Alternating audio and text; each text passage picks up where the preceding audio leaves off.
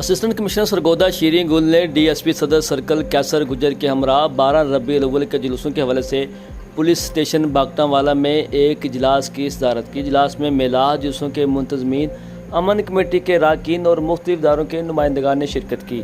اجلاس میں 12 ربیع الاول کے جلوسوں کے روٹ، سیکورٹی انتظامات اور امن و امان کے حوالے سے تفصیلی تبادلہ خیال کیا گیا۔ اسسٹنٹ کمشنر نے منتظمین پر زور دیا کہ وہ جلوسوں کے دوران امن و امان قائم رکھنے کے لیے انتظامیہ کے ساتھ بھرپور تعاون کریں۔